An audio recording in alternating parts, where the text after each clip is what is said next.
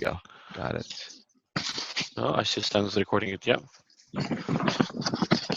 Val is recording. Everyone is recording it. Of course. Chris, you're going to be a celebrity after this meeting. Well, I better record it myself then. I need a copy for myself, right? No problem. Not a problem. Okay. I guess let's get started. Okay. Okay. Perfect. Okay. Just give me one sec here. What I'm going to do Mhm, is I'm just going to share my screen. mhm. Okay. Let me know when everyone can see it. It should just be a background of what looks like the ocean here. It looks beautiful. Yeah. Yeah. You can see it. Yes, sir. Okay. Yeah. I usually see like a line on here, but one sec. It's not quite coming up. Um, what's going on here? Okay. Okay, so that's great. So you can see the screen. Yeah. So did you already give people like a background of what Hippos does, sort of like where Yeah, we're located? everyone. Some people already have seen it on the marketplace. Some. Okay. Okay. You know what? I'll let you start from the very beginning. Okay. But most of the people here are well, it's somehow experienced in the systems. Okay. Well, yeah. So just like at a high level, so Hippos has been around for over 5 years. We're located in Brampton, Ontario, Canada. Um, and we have three main products that we sell. It's really two products, but they sort of branch out into niche industries. So one is for a retail. So we do retail, and then retail branches off into service. If you think about it, like salons and barbers, like anything that's really appointment based. So retail. So you have retail, you have service, and then you've got a restaurant, and a restaurant branches off into quick service, which is just over the counter, like there's no tables and servers and things like that. So that's restaurant quick service, and then you've got restaurant full service, which allows you table management, reservations, wait list functionality. So hopefully,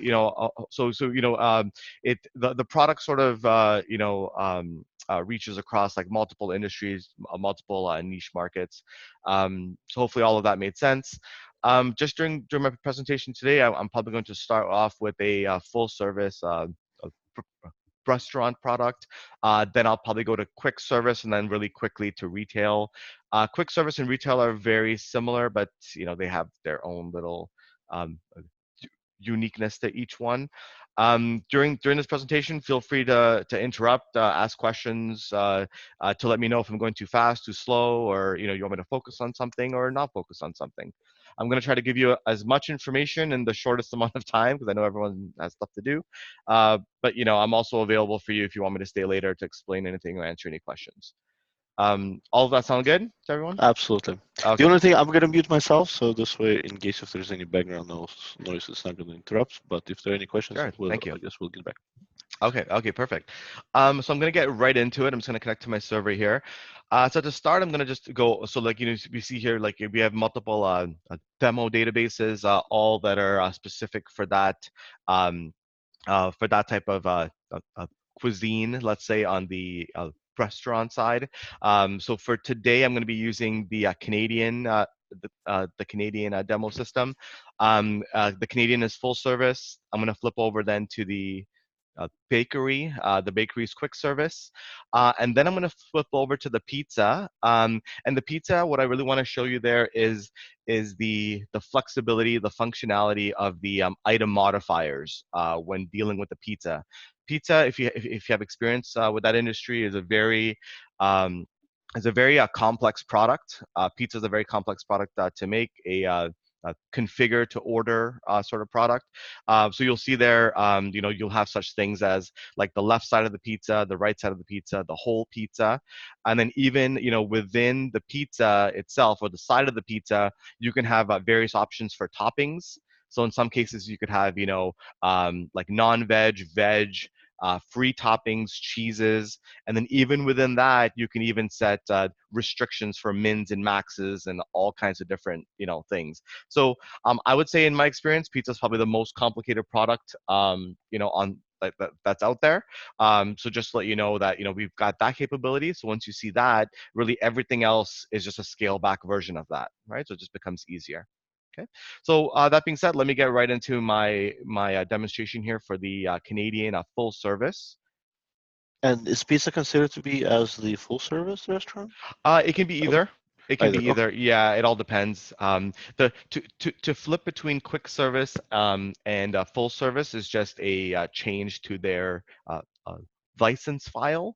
Hmm. So it's just a matter. We just have to update them to quick service or full service, and then they either get the restaurant layout or they don't. Okay. Yeah. Yeah. So this is the main screen of Hippos. So what I was hoping to do is just kind of cover each one of these tiles, or just at a high level, and then I'll get into the details, as we move on through the demo. So up here on the upper left, you've got enter orders. So that's where we're going to be spending the majority of our time entering the orders. Um, Inventory, allows you to manage your inventory. The system on the restaurant side supports 3 levels of inventory. So, for example, you can have inventory tracking of items. You can have inventory. You can even set up a combo for items. So that's just one or two items. Or sorry, one or multiple. Sorry, two or multiple items. Sorry, I'm all over the place here. Two or multiple items put together in a combination. So when you sell that combo, the system will automatically track inventory. For each of those individual items. Just talking about combos as well. I know this gets a little bit off topic, but it's kind of related. You can even set up combos where combo pricing, where you could say, one group of items is combo with another group of items. Now, this is quite common on the retail side, where a convenience store might have a promotion that says, we have a combo where if you buy, one Coca-Cola product and one Nestle chocolate bar product, that can go together in a combo. The system will automatically know which groups belong in that combo. Not only will it adjust the price, it'll also adjust inventory for it. So I know I give you lots of information there, but like full combo tracking for pricing and inventory is available. So that was the second one. So you have item inventory tracking, you've got combo inventory tracking, and then we even have ingredient tracking. So you can actually set up a bill of materials against every item, and each of those ingredient items can also support unit of measure conversions. So if you think about it, you could have a bag of flour that's in kg, but when you actually go to use it against a particular item, you might want to convert kgs into cups, or pounds into kgs or ounces or things like that. So it's actually full bill of material, item, and then combo level inventory So, tracking. so the full service baker who's doing it from the very beginning until the end, we can calculate on how many bags of flour, how much water, how much sugar, how much salt they're You got using. it. You got it. You can calculate how much is actually being consumed to produce one particular bagel, right? Oh, That's correct. That's amazing. correct. Yes, yes. Also one thing to note. So these are some very, very high level concepts. So if we can always go into further detail, and feel free to ask questions. Right? Yeah. So yes, you can do all of that tracking. The system also supports, like by default, what's called a make to order process. So the majority of the items, if you think about it, are make to order. If you think about it, when you go to like a restaurant, and you're ordering something, they're probably going to, put all those items together, on the fly and then serve it to you. The system also supports, like a bakery, would be a good example of what's called a make to stock scenario. So in that case, you could actually set up like reorder levels in the system. The system will prompt you when your inventory is below a reorder level, and you can actually just make like a batch of bagels or a batch of like muffins and put them out in your display case, or just put them on inventory on hand, and then sell them at a later time. Right. So a make to order is something that you put together on the fly right now and you sell it, and a make to stock is something that you put on inventory on hand and then you just sell it as a finished product later on. Okay, so I know I'm giving you lots of information, but at least just kind of like knowing that. So at least the system, has that functionality. It's not necessarily that a client, might want to use that, but at least that that exists. Okay. So that's everything with inventory. End of day, so that pretty much prints off a summary report that would most likely print off on your sales uh, receipt printer. Pretty much gives you a summary by all of your payment types, your product categories, etc. And we can cover that a little bit later. It's also configurable, like through the settings, so you could actually choose what you want to display and what you don't want to display. The help will just bring up a help file in a PDF format. Kind of skip over that. The next over here is the kitchen display and the bar display. So we have a fully functioning kitchen display, bar display. So a kitchen in itself can actually have multiple what are called workstations. So like this, just because there's only one button here for kitchen display doesn't mean that you're only limited to one kitchen. You could actually have, if you think, and we've actually done an implementation like this. There was a client and they wanted one kitchen display for every item course. So there was one kitchen display for appetizers, one for mains, one for desserts, and then even one for like a deep fryer, for example. So you essentially set up the item against which station it goes to, so the system will automatically route it to that particular kitchen display. Okay, hopefully that made sense. But at a very basic level, the kitchen display is just a screen to see, any items that have been routed to the kitchen, for it to appear on there, in a tile view or like a line item view. And essentially the chef, they'll be able to see it on the screen. It's also based off of a touch screen, so the chef can select it and say whether an item is done or whether the entire order, sorry, the item is made or the entire order has been made. Once the chef does that, it also contributes to enhancing the communication between the back of house, which is the kitchen, to the front of house, which is your serve staff. Um, and it on the restaurant layout screen, it will show on that table a little icon that this item is ready for service.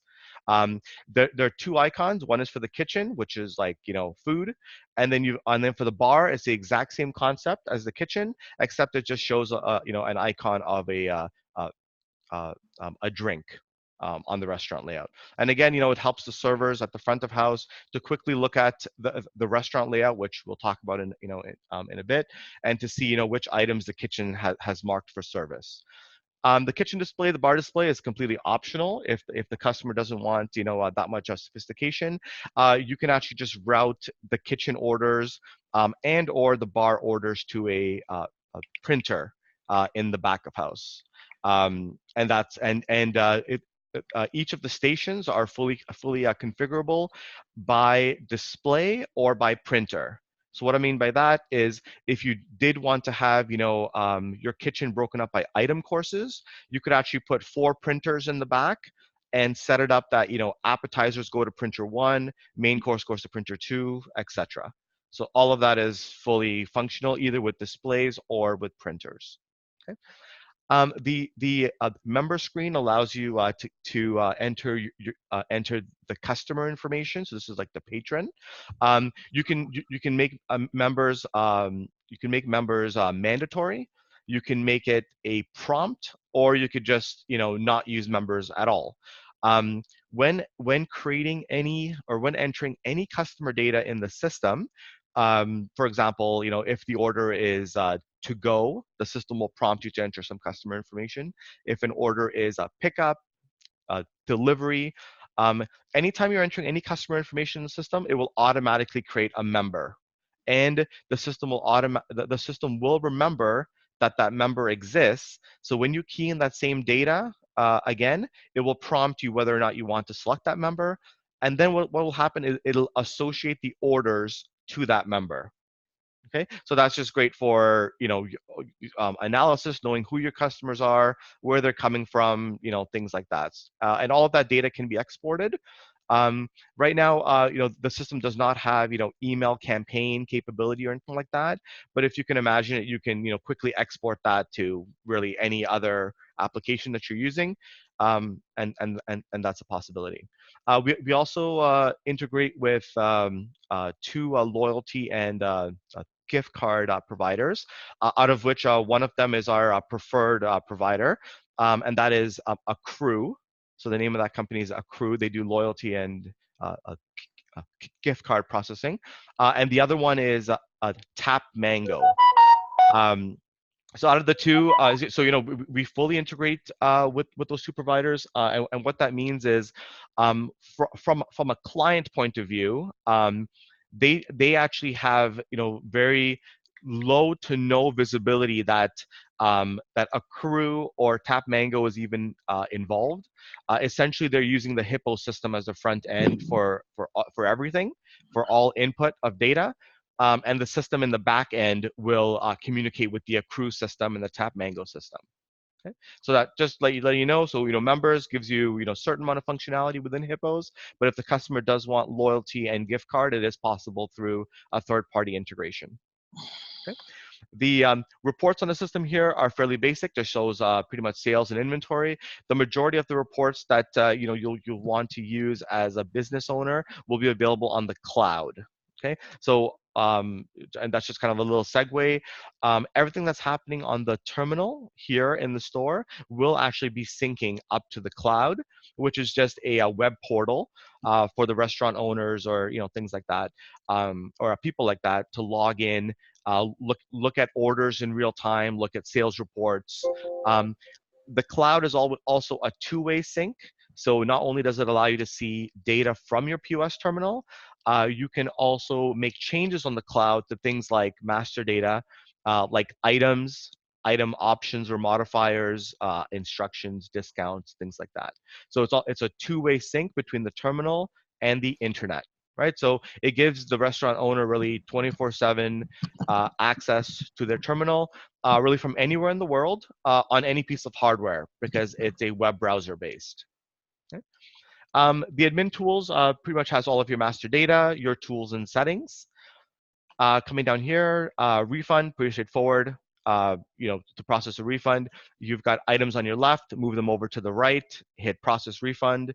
The system will try to refund it in the original form of payment. So like, if it's cash, if it's Visa, it'll automatically either pop open your cash drawer or it'll route it to the integrated payment terminal.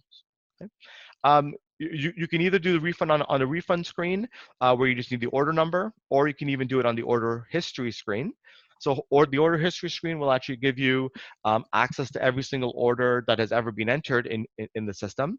By default, it defaults to today's date, but you can easily modify that and see really a date, a range of dates.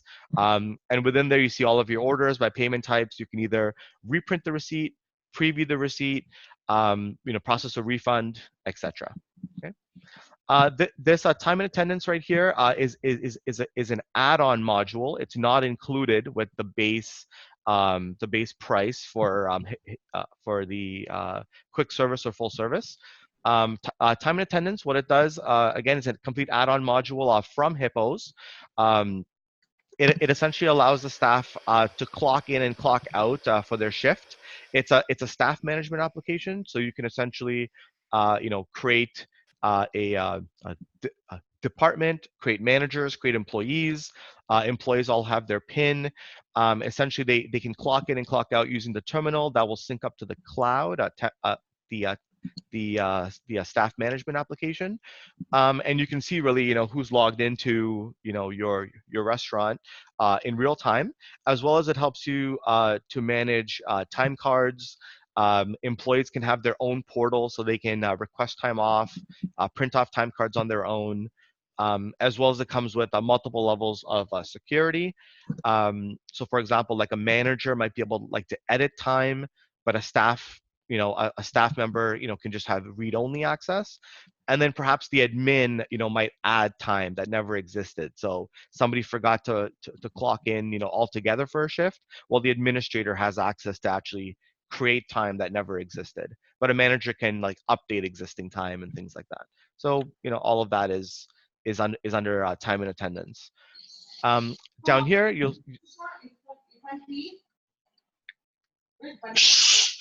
Oh, sorry. Is someone not speaking to me, or is that just background? Oh, okay. I'll keep going. Yeah. I Yes, think Oh, please. okay, okay. Sorry about that. Yeah. Um, and then here, you'll see, it says French. So essentially, the system supports three languages at the moment. It's English, French, and Spanish. We're working on a Chinese version. If anyone, can read and write in Chinese, that'd be great. We just have to really pass you a translation file where you fill in, you have the English on one side and the other language on the other side. It's just a matter of filling it out. We do have, like a base version from like a Google Translate. However, we just need it like validated, and we're working with one of our clients actually to help us out with that. So soon, I'm hoping that Chinese will be also part of the languages supported. Any questions so far? No, all good. Good, good. Okay, perfect. Okay, so what I'm Everyone is on mute. That's Okay, fine. yes. Okay, no problem. I will just pause every now and then if anyone can just tell me everything's okay, and then we'll keep going. Just want to make sure. Everything is fine. We're just gonna, if we have any questions, we unmute ourselves and ask a question. Okay. No problem. All right, no problem. Okay, so let's get into it. So the first thing here is enter orders. Also, one thing to note, I'm in front of a computer on a keyboard and a mouse, but everything is based for a touch screen. So what I'm going to do is I'm going to put away my keyboard, and I'm just going to use the mouse to simulate a touch interface as much as possible. Um, as well, all of our screens um, are square, so it's like a 4:3 like ratio. Whereas right now I'm on a widescreen monitor. Most of you are probably on a widescreen monitor, so some of the screens might look a little bit strange. And I think there's actually like the cache out screen that probably looks a bit unusual. So I'll just kind of point that out, but just note that on a terminal it doesn't look like that. Like the sides would actually not even be visible. Okay. Okay, I'm going to go ahead here and select enter orders. One thing you'll notice here is that a pin appears. So essentially, you can either enter your pin using the touch screen. They can swipe a card with the mag stripe on it, whatever. They can scan a barcode, whatever it is. Um, the main point is that there are three different levels of security in the system. Just there can even be more, but there are three main ones.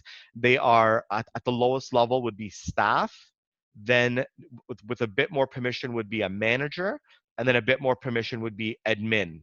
Okay, and all of the settings for security are configurable by the client themselves. Of course, we help them through that. Um, but essentially, if you think about it, let me just click cancel here. If you think about it, perhaps I want my staff to be able to enter orders, maybe maybe see the kitchen display, but I don't want them, for example, like managing inventory. So what I would do there is I would give staff the ability to enter orders.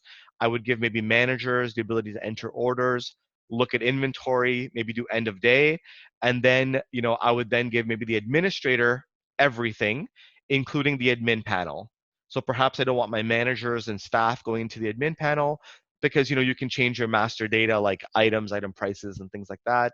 But also like tools and settings in the system. So most likely you don't want somebody to mess around with that. So you could just lock pretty much everything down with security.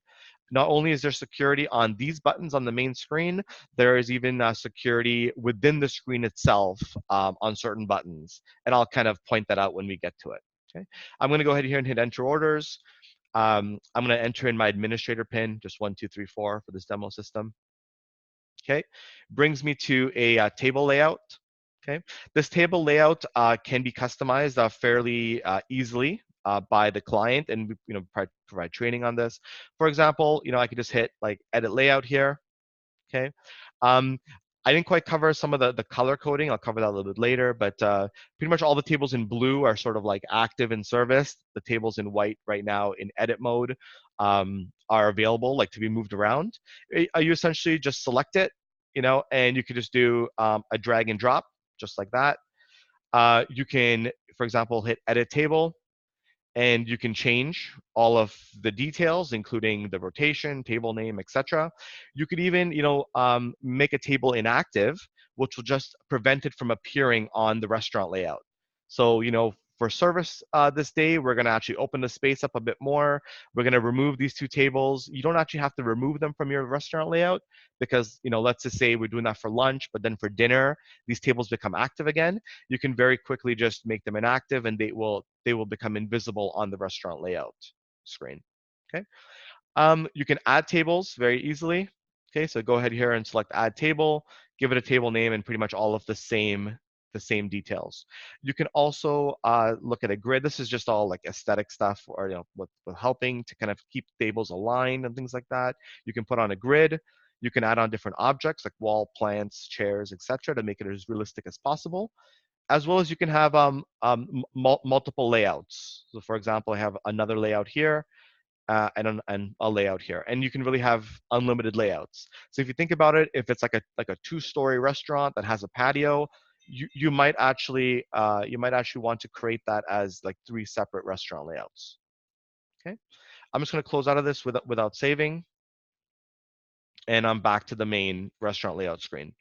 One thing that you'll notice here is that there are 4 colors that are being displayed. They all represent different statuses of the table. So for example, I'll start with white. White just means that the table is available. This orange or peach color just means that the table is occupied, but the patrons have not placed an order yet. Blue represents that the table's occupied and that the patrons have placed an order with the kitchen or the bar. And green means that the table has processed a payment, and or the table is prepared to be cleared, like bust. Okay. Um, okay. So what I'm going to do here is I'm going to get right into seating some patrons at a table. One thing you'll notice is that each table has a little like purple rectangle. And if, for example, table 12 here will say 0/4. What the 4 is the default capacity of the table. Okay? The system will let you seat anywhere from 1 to 4, but then also it'll allow you to seat twice as many people on the table. So you can actually seat up to 8 people um, per capacity. The idea there, you might throw on additional chairs and accommodate people that way. The system does keep track of it's completely optional. It's good for fire code and things like that. It does keep track of your overall head count in your restaurant, like a capacity, and it will give you a warning if you are reaching capacity. So for example, right here, I'm going to go ahead and select table 12. A screen pops up, allows me to select the number of guests at that table. Okay. I'm going to go ahead here and select 3 because I'm seating 3 guests, and I get right into the order entry screen. Okay. So the order entry screen here, you'll see at the top here, there's a bar going across. We do support a barcode scanning as well, so that's probably very popular in quick service, not as much on full service, but we do support barcode scanning. Let me just kind of show you how this works. So on the lower right here, you've got your categories or item groups. In this case, I happen to have broken this out by appetizers, main, sides, etc. I'm going to go ahead and select appetizers on the lower right, and you'll see that the items within that group or category will appear on the upper right of the screen. Okay. One thing to note as well, this entire layout can be configured in the admin tools. What I mean by that is right now, for example, the items are appearing on what looks like a 3x4 grid. So like 3 columns across and 4 rows high. And the same thing with the categories are like a 3x3, right? So 3 columns, 3 rows. You can actually customize that, or you can configure that in the admin tools as well, in case the display doesn't quite look the way that you want it to look. On these buttons here for items, images are completely optional. So yeah, you can either have images or you could just have a color-coded buttons with just the text on them. What else is optional is showing inventory on hand. What else is optional is showing the price. It actually does not make sense at the moment to have inventory for these sort of items, but I just display it just to give you an idea of what the system's capable of. Most likely these items here would be like non-tracking. Maybe their ingredients might be tracking, but the items are non-tracking. But just giving you an idea what it looks like. You can also set up the system to automatically disable an item if it's sold out. So disable the item in order entry. So you see, for example, here, this 3-cheese dip, is sold out. Again, doesn't make sense for this item, but let's just say it's like, alcohol or, other products. You can actually disable it. So right now I'm actually trying to select it and it will not let me select it. So that's a great way to, improve customer service, things like that, not selling them something that doesn't actually exist. Okay. Sorry, one sec here. I'm just getting a phone call. I'm just going to set it to do not disturb here. Sorry about that. Okay. Yeah, so moving on. So down here at the categories, you can have these categories. So when you select the category, it will display the items on the top. So pretty straightforward. Okay. When you get here to drinks, you'll see that drinks can actually split off into subcategories. So you see with something like drinks, you can actually have subcategories, and it's really unlimited, like the nesting level. It really just comes down to how efficient it is for you to enter that or to select those items. You see here, for example, for drinks, I want to break it out into further subcategories, and I've split it out into things like beer, mixed drinks, soda, coffee and tea, etc. Okay. So usually on the drinks is where you would really want to have inventory tracking, especially with alcohol. Okay. Just coming back here, for example, to appetizers, what you can do as well on here is if you do a press and hold on any one of the items, you'll see it'll bring up an item information screen. So it's really hard to tell looking at it, on the screen, but I actually just, I held down on one item for 3 seconds and it'll bring up an item information screen. It's good for looking up the price, looking up a d- description of the product, as well as what's helpful is, if the client does, choose to put, what ingredients are in this item, it's also a great place for, allergy information and, things like that. Okay. So not only can you, cycle through the categories and see all of your items that way, you could also search. So you see up here on the upper right, there's a blue button that says search for items.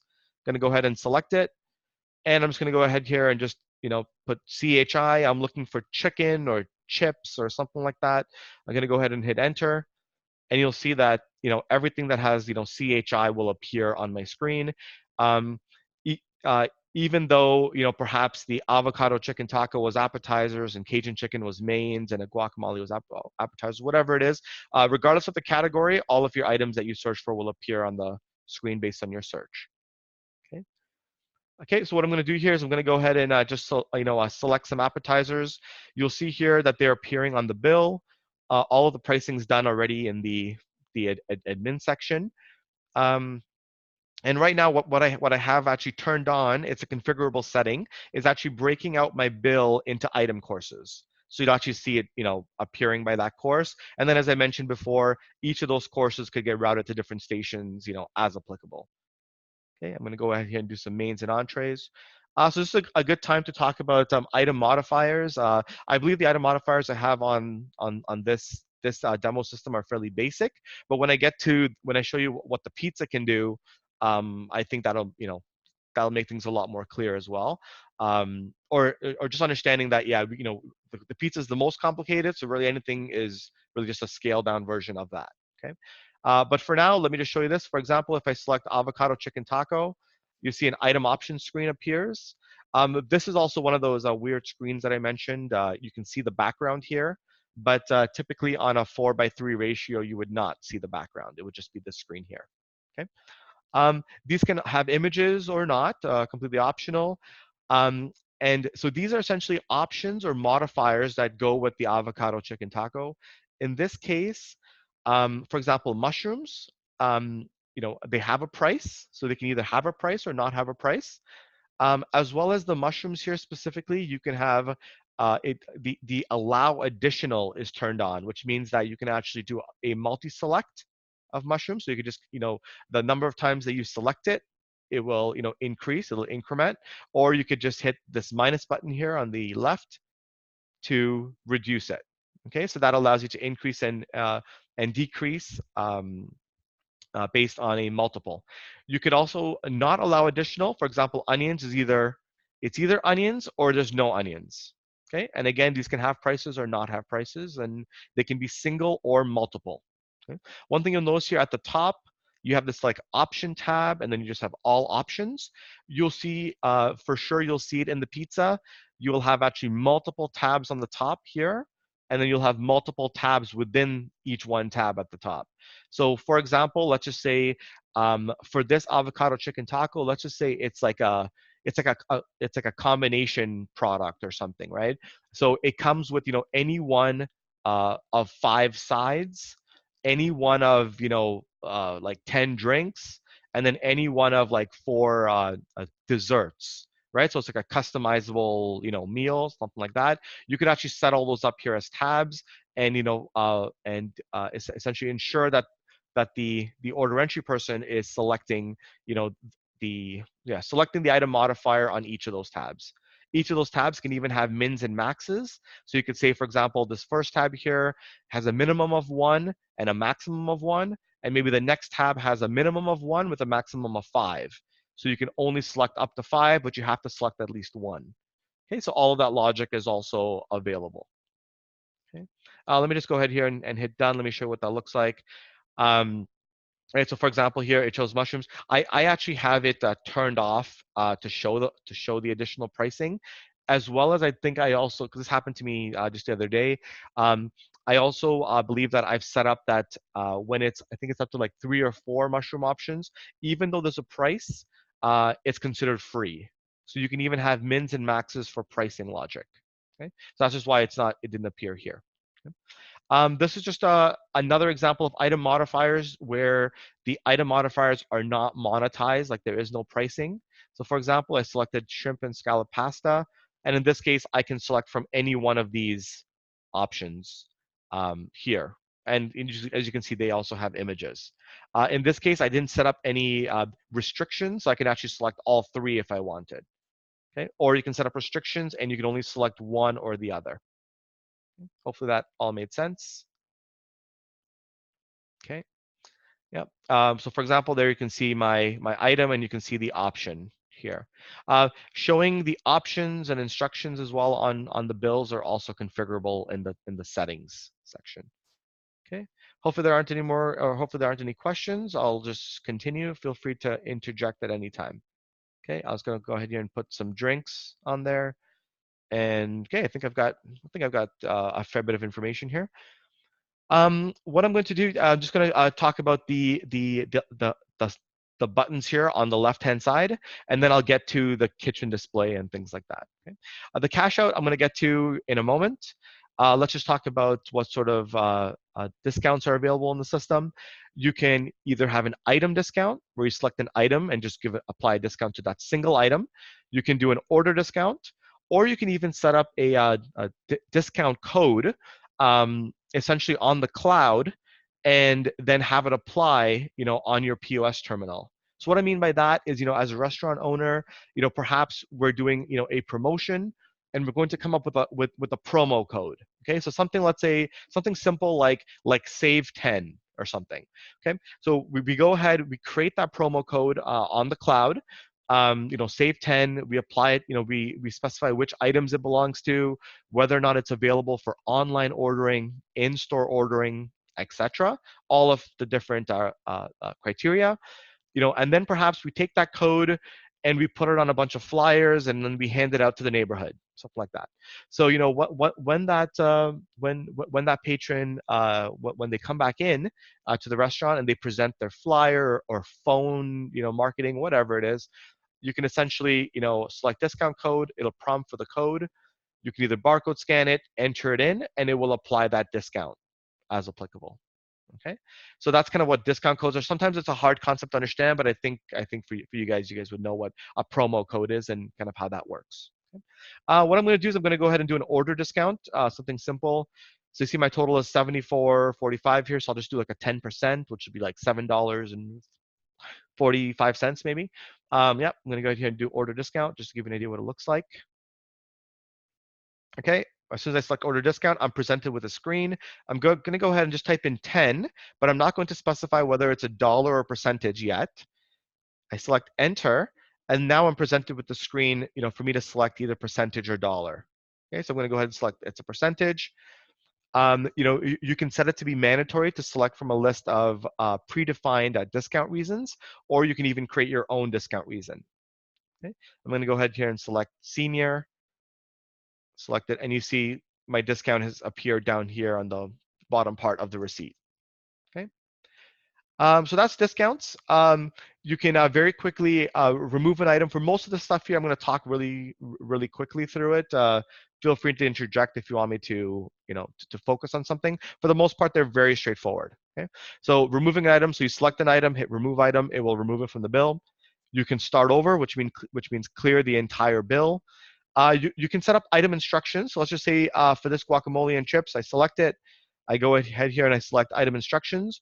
You can select from a list of predefined item instructions or create your own on the fly.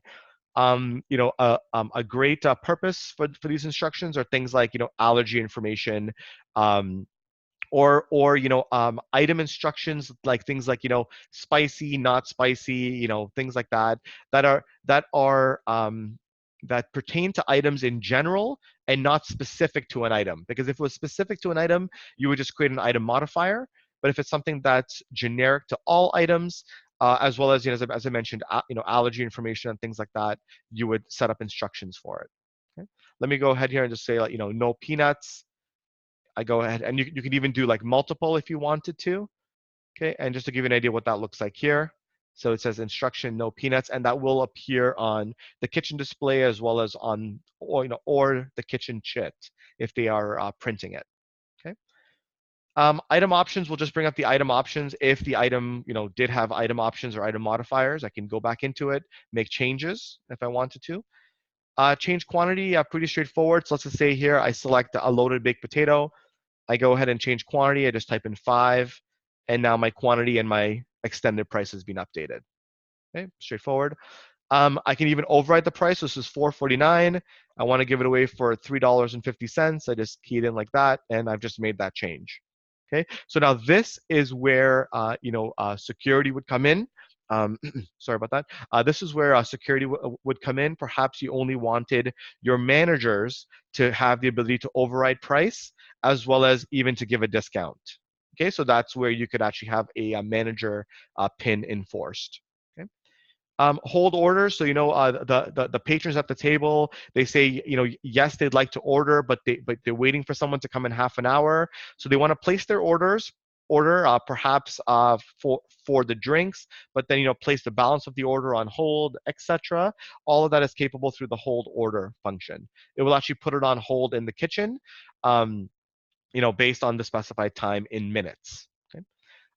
So these patrons right now are sitting at table 12. You can very quickly change their table to the next available table. So if I select that, it'll take you to the restaurant layout. You can select another table and essentially move the bill over to that table. Send order is just like a very quick, essentially save and send order to the kitchen while still staying on the order entry screen within the current bill. So let's just say, for example, you're taking an order from the first patron. As soon as you've entered it, and you want the kitchen to get a head start as much as possible. Also, sorry, this is also considering that perhaps you're conducting a table side ordering. So if you're by a table with a tablet taking someone's order, you can very quickly enter items on a bill, hit send order, and that will send it immediately to the kitchen. And then the system automatically knows which items were sent to the kitchen. So when you're adding on more items, it will only send, the newly added items to the kitchen or the bar. Okay.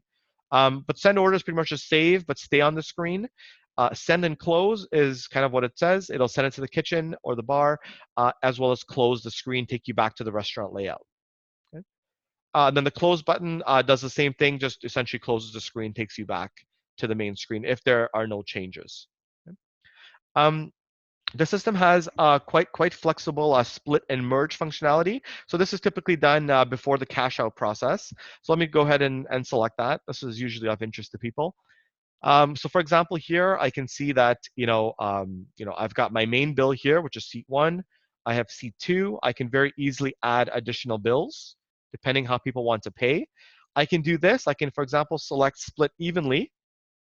Okay, and you can see that it'll actually split the bill by 5. If you do have an integrated payment terminal, it will send 5 signals to the payment terminal, right, for the 5 bills. But or this will print out 5 different receipts on your sales printer. Okay, let's just say I want to start over. Okay, let's say add bill. Let's just say they just want to split the the guacamole and chips. It's just a matter of selecting the item, selecting share item, selecting the next bill that I want to share it with, and saying that I'm done. Okay, just like that. And you'll see that just the one item has been moved over. If I want to move over an entire item, I just select, like for example, in here, the bruschetta.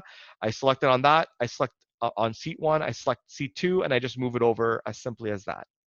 Okay, so you can very easily create multiple different bills in the split and merge bill functionality. Okay. Okay. If there's no questions, I'll just move on.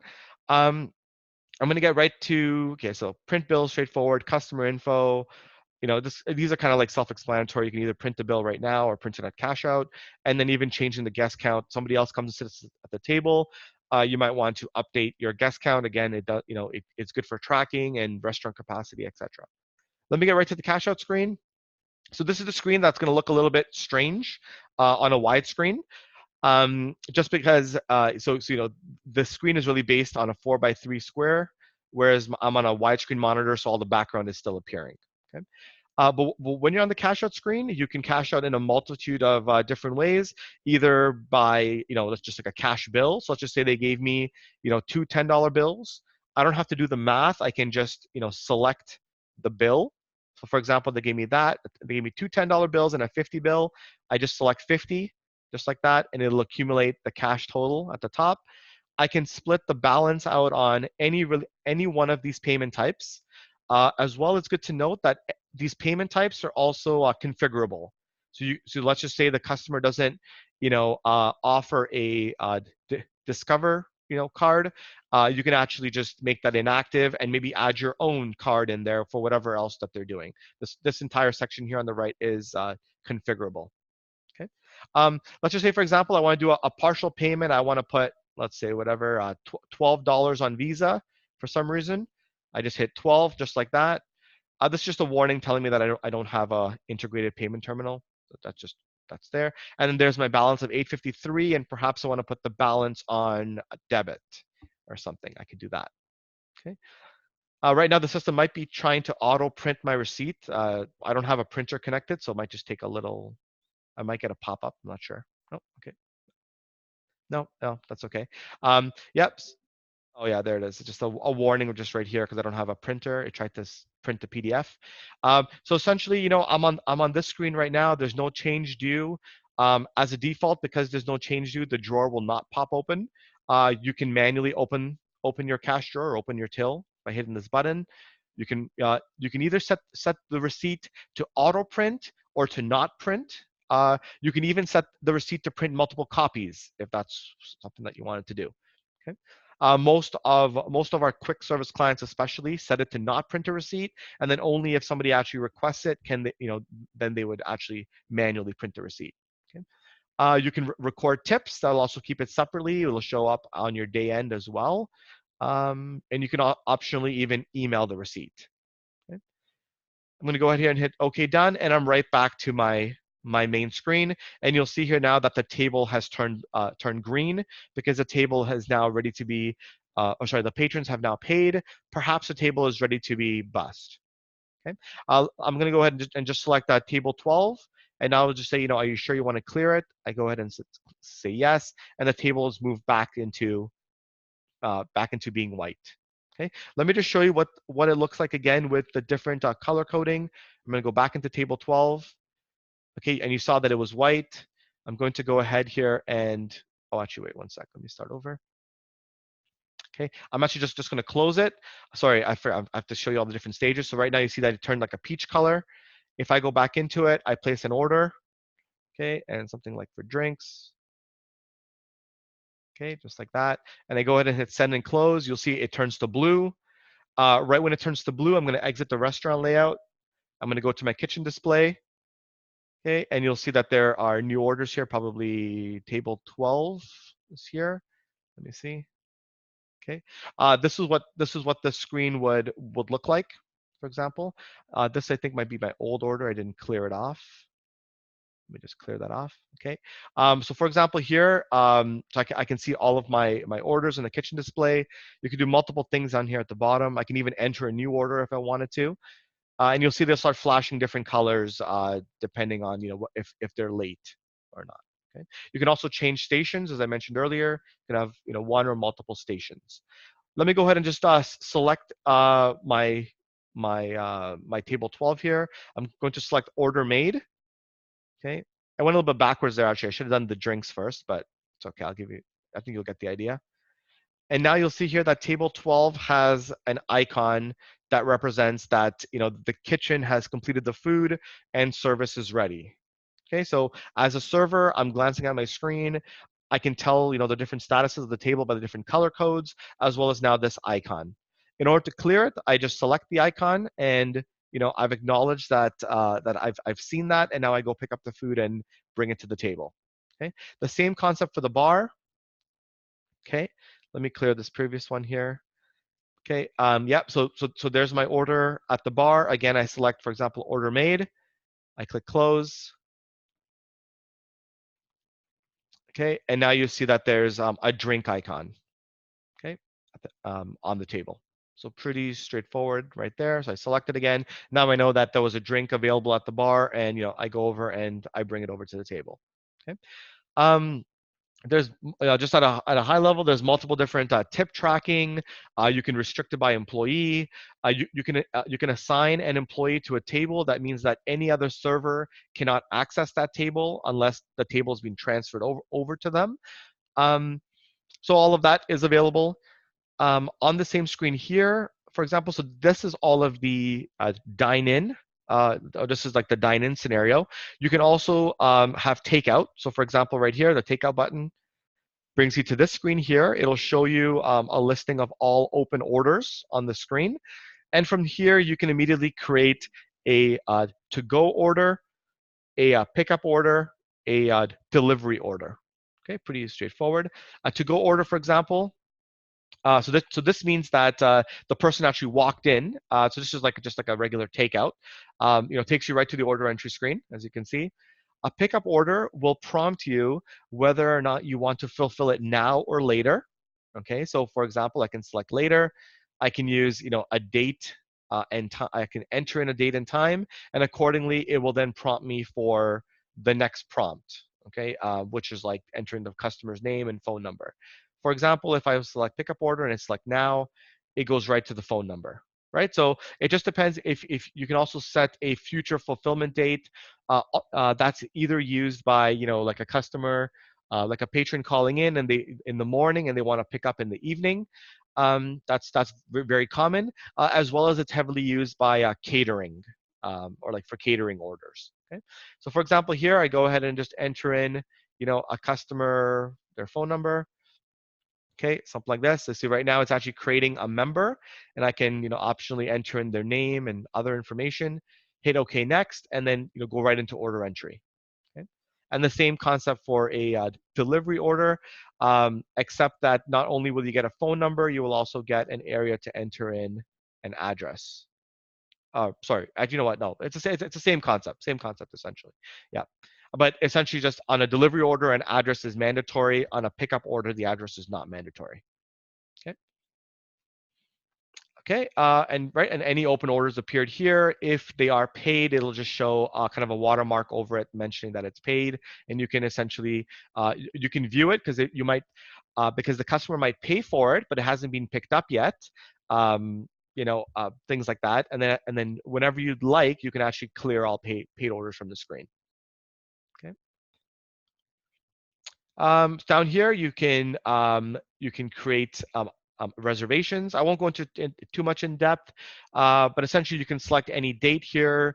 You can either select from a member or enter customer information from scratch. Let's see here. Yeah, you can pre-assign tables, move reservations for a different date. You can send them an email reminder, either manually or actually what's coming out in November is the ability to automatically send email reminders as well as SMS text reminders. Um, Email is included in the system. SMS text is just an additional monthly license. Okay. For unlimited SMS text messages.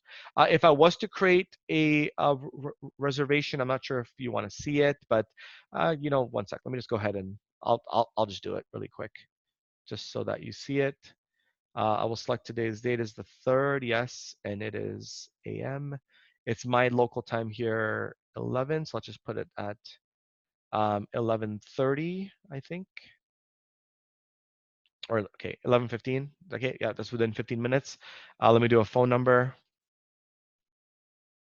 Okay, something like that, and email and okay, guess. Okay, 2 guests, and I won't put an email or anything like that. Let me go ahead and hit save here. Okay, so you see that it'll add. One second, did I do that right? October 3rd, 11:15. Yeah. Okay. Yep. So I've created a reservation. Right now, you see because it's within the window of time, like the threshold, I'm getting a flashing red, sort of like a notification here that a reservation's coming up. I can, for example, select the reservation, right, just like that. I can assign them a table. For example, right now 3 is the only available table. So go ahead and do that, and I've assigned it to that table, and I save it. Okay, and close. And now you'll see that table 3 has been reserved for that person. Okay, so fairly straightforward. Very similar concept for waitlist. Okay, you can essentially take their information. If they're an existing member, it will look it up, and you can put them here on a wait list. And from a wait list, you can get right to assigning a table, etc. One thing is that feature is just coming out at the end of October. The ability to assign a table right from a wait list. Okay, so right now that just you don't see it on here because that's actually in our testing process at the moment, but it is coming out soon. I've seen it. Okay. All right. Yeah. You can lock the screen, open the till. Let's kind of move on from here. And yeah, if there's no questions, I'll move right on to inventory. Okay. I'm going to go ahead here and enter my PIN again. You can also select the keep me logged in, but I just prefer to enter the PIN every time so that you can see everything is secured. From here, I can, for example, hit the search button and see all of my items. Okay, I can also only see certain items if I want. Probably the highest dollar value with the most amount of inventory shrinkage is something like beer. So you want to control that. You want to control that more. So for example, I'm looking at all of my beer, so I can even filter by different groups here. I can even search, and I can even filter by only out of stock items or even only ingredient items. Okay? The screen is fairly straightforward. You can enter in a change quantity, which is something like, let's say, like +3. So if my quantity is 27, I could enter a change quantity of 3, which will make my new quantity on hand 30. Or I can just enter in a new quantity on hand, which would be 30. Okay, so you can have either or option. You can optionally enter notes. This is a great place, especially when you have a receiving of goods. It's a great place to put things like packing slip numbers, dates and times, and oh no, sorry, not dates and times. Sorry, packing slip numbers, purchase order numbers, the vendor information, things like that. And what that does is that the system does, for every increase or decrease in inventory, the system keeps track of all of the logs. So for example, let's go with this Coors Light here. Or no, I forgot which one I selected. Okay, Molson Canadian. Okay, I'm going to go ahead and select logs. So you can see quickly here, I can select really any date range.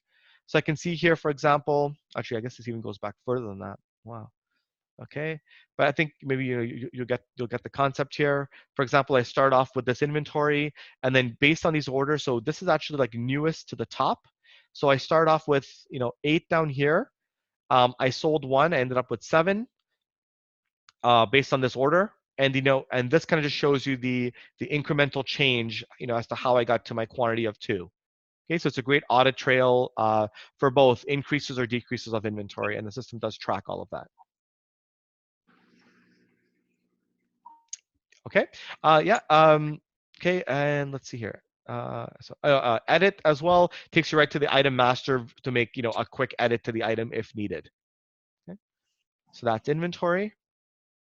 Okay, end of day. Let me show you what that looks like. Again, it's all secured with a pin. This is the day-end closing report. You can either close it by, a user-specified time range, or since the last time it was settled, you can close it by date by date, yeah, or time range as well. You can even, for example, close it by a specific shift. So like you have a morning shift and a night shift, things like that. You can also close it by specific employee, and or by specific terminal. Okay. Let me just give you an idea what this looks like. I've got the date right. Yeah. Okay. So right now I just hit preview because obviously you couldn't see it if I printed it to a printer. So it looks like this. Okay. So you can see this should be pretty straightforward. It gives you a summary based on your different types of payment tender. If you did have refunds, it would show you total refunds. It would give you a net. It gives you a breakdown by item category. Okay, taxes, voids, and then some other analytical information like number of customers, average sale, etc. Okay, and if you did set up if you did set up, oh, sorry, I think, okay, perfect. Yeah, if you did set up tip sharing, that would also show down here on the bottom. And the system does come with system comes with tips by employees, tip sharing within employees, or like front of house employees, sorry. And then you can also include a kitchen percentage in that as well, in case tips are also shared with the kitchen. Okay, so lots of functionality there for tips. And that's pretty much your end of day. Okay. Kitchen display, bar display, we've already kind of seen that. Let me take you right to the member screen. So this is what the member screen looks like. Actually, I don't remember if I actually hit save on that and created myself. I don't know if I did. Oh yeah, okay, I think I did. So for example, so here's an example of a member. And these are their past orders. I can very easily select the order, hit view. I also have, and I can go right to that order, or I can even duplicate an order. Okay. If you did have, so this is essentially the members information that's available within HIPPOS. That's like included part of like the core system. So you can pretty much tag members to orders and see their past orders. All of this data can be exported as well. But then, what I wanted to point out was what was additional was just the integration to the gift card and loyalty, and that's what this is right here on the kind of the middle left part. You would see a button here that allows you to either view, what loyalty rewards they have, whether that's a point, whether that's a dollar value, or or as well load a gift card, etc. for that particular member. Accrue, which is as I mentioned, a third-party loyalty gift card. They have two sort of programs. One is a loyalty is on one card, a gift card is on another, or they even have like a hybrid. It's one card that can do both, and we support both of those options. So that's members. The reports, as I mentioned in the system, are fairly basic. Mainly, sales reports, or inventory reports as well, broken down by these different intervals. This is meant to give you just a quick glance as to what's going on, at your restaurant. It's not meant to be used for heavy analytical work. The heavy analytical work will come with the cloud when we get there. Okay. Admin panel, I'm going to skip over for a sec. Refund, let me show you what that screen looks like. I don't prefer doing refunds on this screen. I prefer using the order history screen. But essentially on the refund order screen down here on the lower left, you can search for an order. every order, every receipt, you can optionally print a barcode that appears on there, or every receipt will have an order number, and you can, you can either, yeah, barcode scan the order or enter the order. Items will appear here on the left. You move them over to the right, process refund, and it's really pretty straightforward. I prefer to use the order history screen. Let me show you what that looks like. It just gives you more functionality, as well as if your customer doesn't have a copy of their receipt, but they know when they came in. For example, I can look up all of my past orders right here. You can see I just changed the date range at the top. So for example, I can select any one of these items. I think this is the one that we just did, 3019 here. I can hit, for example, preview. Just give you a copy of the receipt, what it would have looked like. Okay. And there are multiple configurations of the receipt as well. You can show and hide different information. In this case, you can see the discount is showing there per item, and as well as the instructions, as well as if you had combos that could have also appeared. Okay, and you see here that we gave a discount, and it was a senior discount, so that also is logged. Okay, right from here, I can either preview the receipt, I can print the receipt, I can even process a quick refund. So when I hit refund, the reason why I like doing it on this screen is because it auto-populates for you. Okay, so very straightforward. I just select the item, move it over from left to right, hit process refund, and the system will process it either by whatever payment type was made. The system will always try to use a card first, like Visa, debit, and then cash. Actually, I think it's in that order. But you can override that to really however it is you want to refund the customer. Okay. Yeah, you can look at orders up on here, and you can also look at refunds. Okay. On the order history screen. Time and attendance, we kind of talked about that at a high level, allows you to punch in and out. I'm not sure if we'll have time to cover time and attendance today. It's actually it's a full-blown sort of a demo in itself. I'll kind of just cover it really, really quickly just to show you the outcome, like what time cards look like and things like that. But to actually do the whole demonstration would just take a little bit more time. So I'll cover that in a bit. Okay, so the next thing is just admin panel. This will be really quick as well. So you can see here, I'm in the admin panel. I can edit items. So all of those items that you saw on the main screen are all contained here. Okay, fairly straightforward content, right? So name, description, cost, price. Our sales functionality is quite robust. Haven't seen a scenario that we haven't been able to cover yet, but I guess we can talk about that. So for example, let's just say I want to put this item on sale. I go ahead and select set up sales. This is all based on what's called like and or logic. So I can specify that this item is on sale within this date range. So let's just say like the month of October. And or I can also say that it is within the month of October and only on Monday and Wednesdays. Okay, and or I can say within the month of October, Monday and Wednesdays only from like 4 p.m. to 6 p.m. or something. So just imagine this is frequently used by restaurants that have things like happy hour or where alcohol's on sale or promotional meals and things like that. Okay. So you can see here, we control, it's actually quite flexible. And as I mentioned, it's and or logic. So I could just use date or just use day or just use time, or I can interchangeably use all of them together. Okay. And then it can even apply to individual items or to combos. Okay. And the system obviously keeps track of the clock, so it keeps track of your date and time, and it automatically flips into the sale as applicable. You don't have to turn anything on. You essentially set this up once and then you kind of forget about it and never look at it again. Okay. Yep. So there's ingredient setup. There's a lot of actually different things I can cover here. I'm just gonna kind of just mention each of these, or just kind of see what else is kind of pertinent here.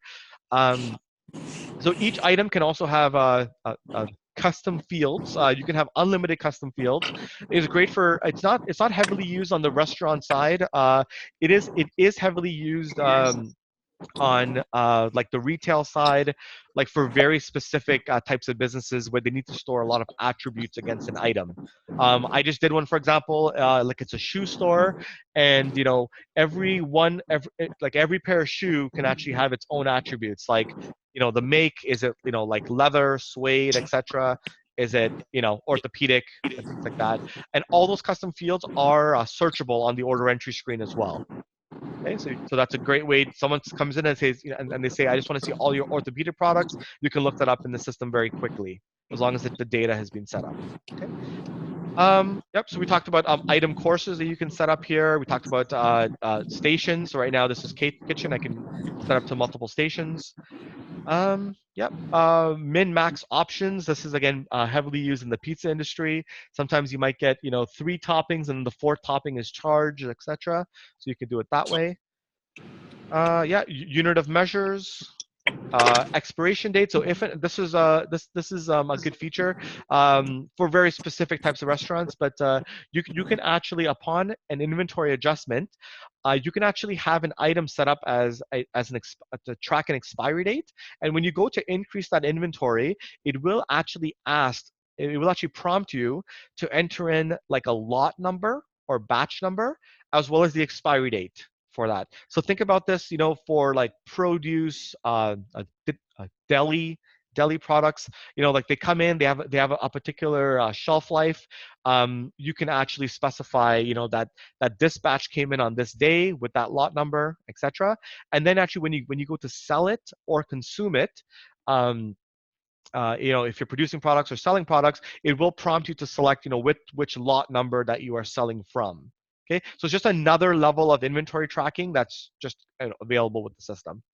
Okay, you can set up things as a kit and combo. We kind of talked about that a little bit earlier, and yeah, very quickly, duplicate an item. Okay, so it's kind of like the main function of the screen to add edit items.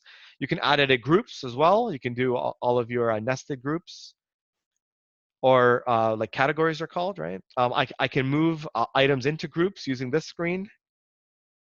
I can select a certain group and put an entire group on sale if I wanted to. Okay. This is the item options or item modifier setup. For example, let me select, actually I think it was main. So I'll just show you the avocado chicken taco. I think that's, yep.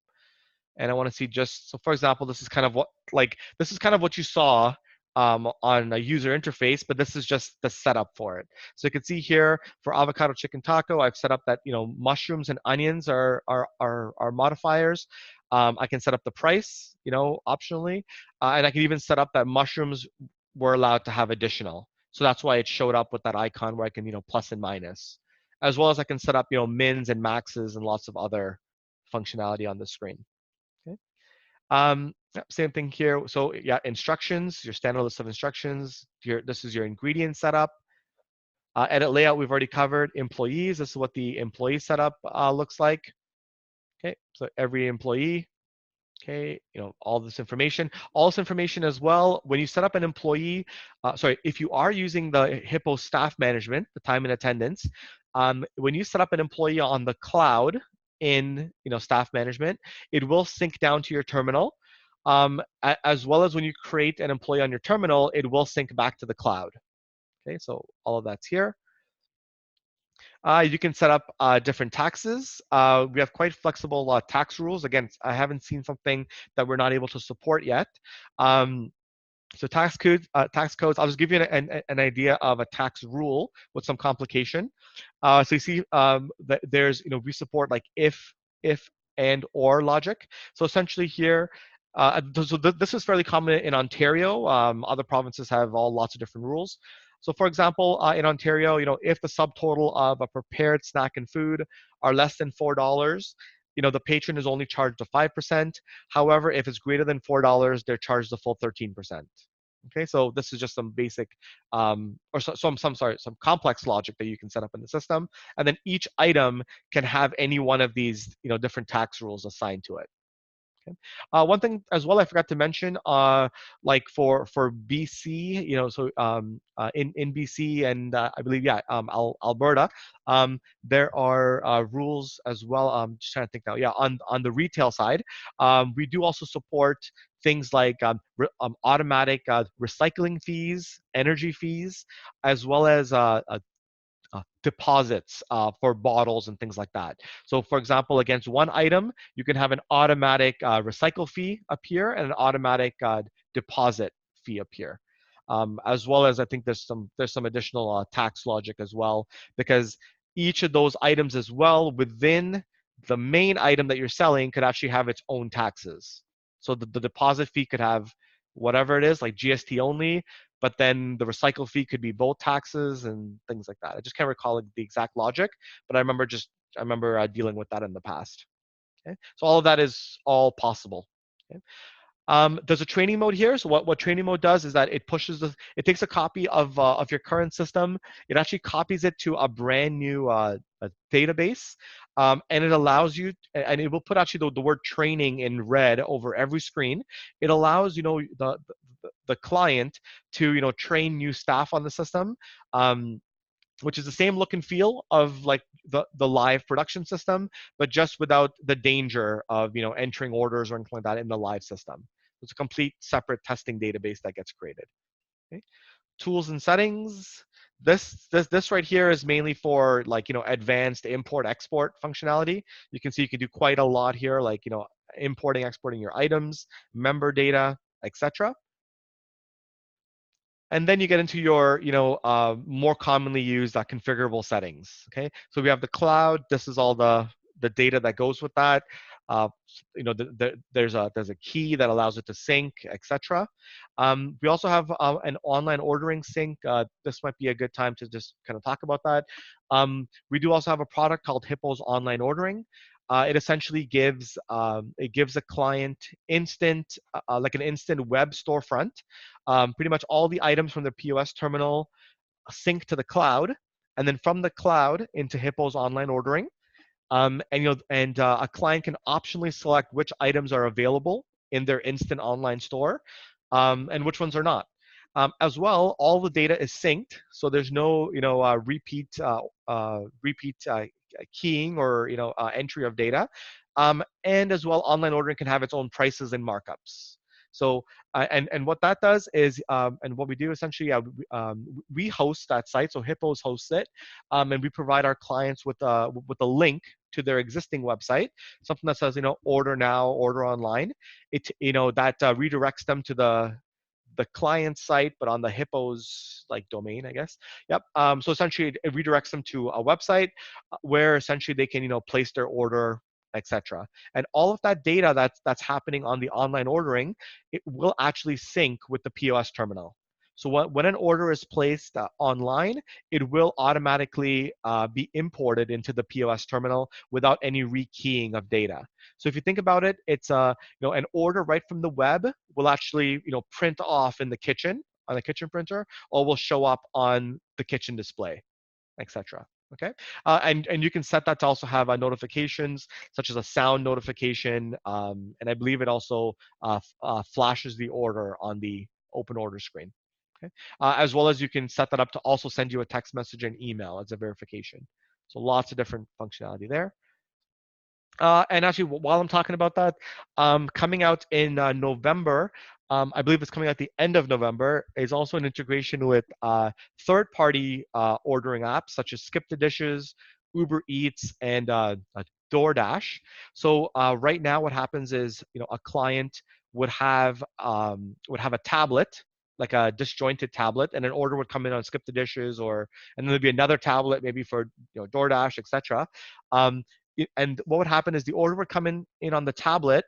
They would get the notification, and then essentially they have to take that tablet and then rekey in the order into their POS system to have it send back to the kitchen. What's going to happen with the Hippo solution? When an order is placed on Skip the Dishes, it's actually going to be imported right into the Hippo system without any rekeying of data. Okay, so it'll work just the same as Hippo's online ordering. So essentially, someone places an order from their mobile phone unskip the dishes right from that mobile phone over the web. Will go right to the client's kitchen. Okay, so that integration is coming out at the end of November. Okay. So for example, okay, some workflow information. So there's a lot of different options here. Okay, I won't cover every one. There's I mean, yeah, unless you have some specific questions, you can let me know. Just have a look. Okay, lots of different functionality. Okay, um, lots of order entry options. Okay, we sell two types of terminals as well. One is with one is a an all-in-one computer single screen. So that's a computer and a single touch screen. We also sell an all-in-one computer dual screen. That just has one screen that faces the client and one screen that faces the patron, and they can very easily turn on the second screen, upload their images and videos that will run on a slideshow. Okay, so that's great for upsell opportunity to the patron, while they're even placing an order. We also support a now serving screen that's included. So for example, what a now serving screen is, it's very popular with specific quick service. But essentially, when a patron arrives, they place their order, they perhaps get a receipt with an order number, and then they're asked to wait. So while they're waiting, the client could actually have a now serving screen appear that pretty much just shows you the order, that an order is being placed, and it shows you the status of the order, whether the order is being made, and whether that order is now like ready for pickup. Okay, so hopefully that made sense. And I can turn that on and show that to you if you're interested. But yeah, that's an option. And then a bunch of other options as well here, right? So whether or not you want to show item prices on the buttons, etc. Okay. There's also a delivery charge functionality. So you have so minimum delivery charge, kind of straightforward. There's also a delivery charge per kilometer. This one is interesting. The system has built-in functionality to actually query Google Maps. So when you enter in a delivery order, and you enter in an address, the system will actually connect to Google Maps, find out the uh, distance between your store and the customer, and it will present that to you in the form of kilometers, and essentially apply this kilometer price to that for a dynamic delivery charge. You can override it as well. So let's just say it comes up with something like, I don't know, like 20.4 kilometers. You could actually just round that up to 21 kilometers or something like that. But again, that's a very specific use case for like dynamic delivery per kilometer. Okay, and then free delivery. So like a minimum amount or sorry, a maximum amount for the order to be free. Okay? And tip sharing, etc. Styles and fonts, kind of all straightforward. This was like the grid I was talking about, as well as changing any fonts and styles in the system. Okay, they can customize their receipt, so lots of functionality here. So they can change their receipt footer message, automatically print the gratuity, logos, etc. Okay, we also support two different receipt sizes, 80 millimeter kind of being the most popular one, and then as well, the different languages. Okay. Printer, so lots of functionality on printer as well. Okay, so again, whether or not you wanted to print a receipt on cash out, whether or not you wanted to print a merchant copy, all the different station settings. So each individual station, like within your kitchen, could have one or multiple printers, a number of copies, and all that stuff can be configured here. Okay, you can even configure the day end closing. So for example, I just selected configure day end closing, and I can optionally see all of this data on there as required. So sometimes some customers will say, I don't want to know, all of, I don't want to see everything. I just want to know, my tender and sales or something, or just my tender and refunds. They can optionally select that as needed. Okay. Yeah, let's move on. Payments and fees. Yeah, so this is where we set up all the integrations to our payment processors, as well as our gift card and loyalty setup in here. Okay. And then some miscellaneous settings. Okay, straightforward. We even have something that this is like very, very specific, but we have something called a safe drop. and something called a payout. It's very popular on the retail side. Essentially, with the safe drop, the system will automatically prompt, prompt the user, the person using the system, if they receive a dollar bill over a certain value, as well as if the cash register, if that balance is over a certain value. So what a safe drop is essentially just moving the cash from your cash drawer to a more secured place, like a safe, right, in the back office or something like that. And essentially, yeah, and that's mainly like for security, right? So you can actually set up the system to have automatic safe drops based on dollar value. So any cash dollar bill greater than 50, or sorry, 50 or higher, could trigger a safe drop. Or maybe my cash drawer balance having, only $300 in the till at any given time.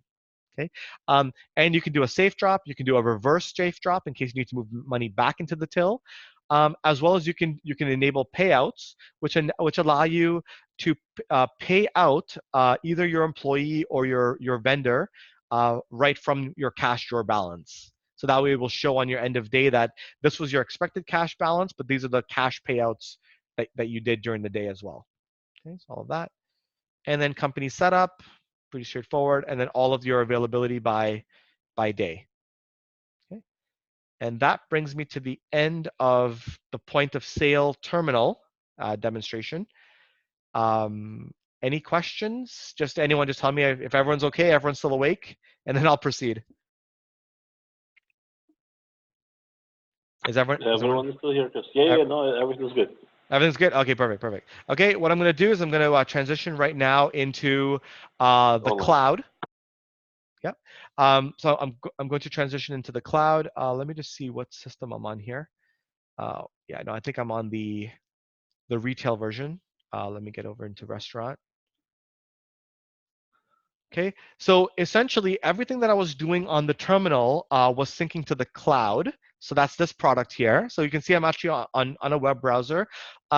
This is a live site. So this isn't a slideshow or anything like that. This is an actual website. So there might be like a little bit of a lag just with regular network and internet traffic.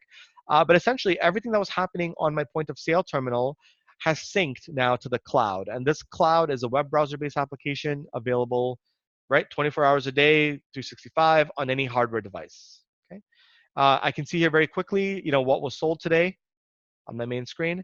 I can get right down to orders and refunds. So I'll probably see the order that I put through. I think that was this one here. Okay, so for example, I can select the order and it'll take me to it. It's just taking a little bit of time here, probably just network traffic. Oh, shouldn't take this long though. Okay, anyways, while that's loading, I can either view this by one or multiple locations. So for example, my setup here is like having like a franchise. So I've got, one company, like one holding corporation, and within that, I've got all these multiple locations with it, under there. I'm not sure why that took so long just now. It shouldn't have taken that long. But essentially, I clicked on the order and I can see, an itemized list of, what was on that order. So this was the actual order that we put through today during our demo. And I can see there that there's my discount, etc. Okay. I can specify date ranges as well as time ranges. Let's see what else here. Yeah. And oh yeah, and I can also export all this data to comma separated. Pretty much all of the data on the cloud you can export to comma separated format for import into like third-party accounting or other applications. Just speaking about accounting, we do integrate with QuickBooks Online. You probably saw that here on the dashboard. Connect to QuickBooks. If I select Connect to QuickBooks, it'll actually take me to the QuickBooks website where I have to put in my credentials. It would actually sync with my QuickBooks data, and again, it's all high-level information, right? We can get to details in the future, but essentially, what you can do is, all of your item groups, you can map them to your GL accounts for sales, inventory, cost of goods, and the system will take care of the posting, that results from your daily transactions into the accounting system. If the client is not using QuickBooks, which happens occasionally, also QuickBooks Online. We also integrate QuickBooks Online. If a client is using a QuickBooks uh, desktop version or other applications like Sage and etc. They pretty much use the comma separated file because you can export it with a quick modification. You can import it into your accounting system, and you can also do that by date range. So most of them do it like every week or so. Okay. So I can look at orders, I can look at refunds, I can manage reservations on the cloud, I can look at members. I'm not particularly going to go into any of those unless you really want to see it. And I'm going to get right into the reports, which are probably the next popular thing. Okay. So from the reports, you'll see here. Yep. Okay. So yep, I can see a breakdown again by one or multiple locations, one or multiple categories, one or multiple products. I can see here that so right now I'm looking at it for today. So this is the actual transaction we put through today, um, and I can see that it's for today broken out by hour, right? So I can just get like a nice chart, and then down here I get what kind of looks like an income statement from an accounting point of view. I have a breakdown of revenue, by my product groups. I've got my costs, and then I've got my net. So pretty quick analysis as to what's going on in my facility. Again, you can specify date range, time ranges, as well as you can even do a comparison, like year over year, month over month comparison. Okay? Same concept for cost of goods. Cost of goods is essentially the same data, just a different chart. Same thing for profit and loss. Okay. Wonder why that didn't load. Must have the wrong criteria there. And then refunds. I don't think I had any refunds. Yeah, so it's just standard. You can even create a bi-weekly report and have it emailed to you. We'll talk about automatic emails in a sec as well. Okay, so this is pretty popular. There's a bunch of other options here: sales and refunds by product, by group. The next most popular is this one here: top, best, and worst sellers. Okay. I'll also just filter it just for ours. That way it makes more sense, which was Smith's Canadian. Let me see. Yeah, okay. So you can see here for Smith's Canadian, and again, based on a date range right now for today, it's telling me that my most popular item here was the guacamole and chips, and essentially the chart on the upper left tells me the best sellers. The chart on and then the chart on the right, sorry, left and right. Right is the worst sellers. Okay, so it's telling me I'm not selling a lot of Molson Canadian, for example. Okay, so that's that. I can do that by one or multiple location or one or multiple categories. Okay. Okay. I'm trying to think if there's anything else I was missing there. I think that's that. And then, yep, some basic ones. Tax reports. So I went ahead and clicked on tax reports. Again, it might just take a sec to come up. Okay. So it gives me a breakdown by all my different my tax authorities or tax codes. I just selected payment types. So I can see what the most popular form of payment is. Okay, again, all controlled by date range, one or multiple locations. Food wastage is something very specific. We can turn that on in the system. It is included. Essentially, just at the end of every day, the operator has the option of selecting, for example, which dishes were made incorrectly and avoided. Or or even entering in like a weight of food wastage. But that's just a separate topic in itself. And then you have auto reports. Okay, so auto reports are very popular. So essentially, you can set up which reports you would like to have automatically emailed to you. The two most popular ones here are the closing reports and then the inventory usage. So the system will actually, when a closing is done in the store, it will automatically sync that data to the cloud, and then the cloud will automatically send the email. Okay, and you can have actually all of these report types automatically emailed to you. Okay. Yeah, and that can be on these different intervals like daily, weekly, monthly. Again, one or multiple locations, as well as one or multiple email addresses. The locations is just where you can set up multiple locations if needed. Staff management takes you right to the staff management that module, and this is where, as I mentioned, you can see all of your time and attendance data. I will show you one that we're using it internally, because this is all like demo data. There's nobody actually using these databases, so that's probably why you're not seeing any data here. But yep, this is the HIPPOS time and attendance or staff management.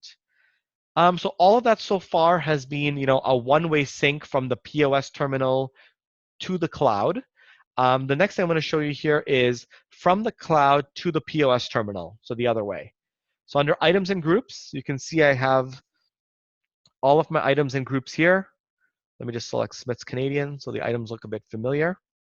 Okay, so on this screen here is where I can, view my items. I can even update inventory right on the screen, enter reorder levels. I can select any one of the items, and I can go into it into edit mode. And um, this is essentially the same add edit item screen from the POS terminal, right? And whatever you do on this screen here on the web will sync to the POS terminal, and then whatever you do on the POS terminal will sync back to the cloud. Okay, so very similar data, very similar to what you saw on the POS terminal, like item name, description, cost, price. You can even configure sales and etc. You can even do all of the station setup and what group setup, etc. Okay, so all of that on here. Yep, and you can do that with all of your items. You can even add images. Adding images is actually very easy. We actually have a built-in link to a free online image repository. So for example, if I just select manage images, and again, this is completely optional, but if you did use it, then it would sync back to the terminal, right? I just selected that I want to find an image. I can either upload it from my computer, or I could search an image online. Just to give you an idea, I don't know why all these people are coming up there, but let me just type in, for example, coffee. Oops, I spelled it wrong. Oh, I think I'm clicking too fast here. Okay. Yeah, I was using my mouse I was clicking the wrong button. Coffee, for example. Okay, so I just do this, I hit search. So whatever you type in here at the top, it will find free online images for you to use. Okay, so you select any one of these, it will then add it as an image, to your product on the cloud. It will then sync down to your terminal and appear as an image on your button for your item. Okay, so similar concepts to items, groups, instructions, item options, which are your item modifiers, as well as a discount code. Okay, actually, let me go here for discount code. The discount code, I'll just talk about it very, very quickly. So again, here is kind of where we kind of talked about. You come up with your own promo code, and you can specify all of the different information, start, end dates, available in store, etc. Okay. There's our integration to QuickBooks, and there's online ordering. So this is your instant online store where you can, very quickly set up, so store settings are things like, maybe your hours of operation, because the hours of operation for your online store might be different than the hours of operation for your brick and mortar store, for example. Okay, set up items, groups, got online customers, so everything, all the online ordering is right there. Okay. Um, and so that's essentially the end of the demo for the point of sale terminal, the cloud. I'm just going to touch really, really quickly um, on the time and attendance. So just to give you an idea, this is what it looks like. This is the one that we're kind of using in the this one that we're using in the office at the moment. So I think there's some people people that are sick and on installs today. But you can see, for example, right now there's one person clocked in. So for example, I select it. Just again, very, very, very like high level. Oh, I'm not logged in. Okay, one sec. And this will be sort of like the wrap up. Oh yeah, I want to actually show you two more things. Let me just get to this really quickly. I want to show you the pizza restaurant as well. Okay, so for example, here I can see very quickly, who's clocked in, who's not. So right now, this person, Darren's clocked in. I can create departments. So I can create locations, departments, admins, managers, each with their own schedule with predefined holidays, etc. We support all of like the major exceptions, so like statutory holidays, and then as well, sorry, not exceptions, elements there. So like statutory holidays, overtime 1, overtime 2, sick days, vacation days, etc. Let me get right down to time cards, probably the most popular. Again, I'm on a live website, so just depending on my bandwidth here. Okay. Yep. So for example, I can see here, I can look up pay periods again by multiple locations or one or departments. I can select any person here, and I can view their actual data. I'm actually logged in as admin, so I would have access to actually edit time. So I can see here, a time card by pay period. I can either delete the entry, edit the entry. I can get, a summary of their hours. The system automatically deducts for lunch. In Ontario, actually, I think it's Canada. If for every 5 hours for every 5 hours worked, deduct a half-hour lunch. You can set all that stuff up. And all of that is customizable as well, or configurable by client. If I go back to time cards, I can also print off a time card report, either by one or multiple employees, and again by pay period. In this case, this is set up on a bi-weekly pay period. I'll just do one right now, and this just happens to be the format that we've selected, but we can also print it in a different format or make it, look more presentable. But most of our clients use this format. I mean, I think it works well, but could always make improvements if needed. So right now I just hit run batch. Just taking a little bit of time there. Again, I'm on a live internet site. So this is what and it provided a PDF copy. So this is what that looks like. So the employee name, the pay period, and essentially their hours in a printed form. Right. So employees have the ability to download this, to print it, but they wouldn't have access to modify their time or anything like that. And again, everything here that's happening, all of the punch in and outs are actually occurring right from your point of sale system as an option. We also have a web-based interface for punching in and out as well, in case the clients are kind of a larger facility and they don't have like a dedicated POS, or sorry, they don't have enough POS terminals to go around for all employees.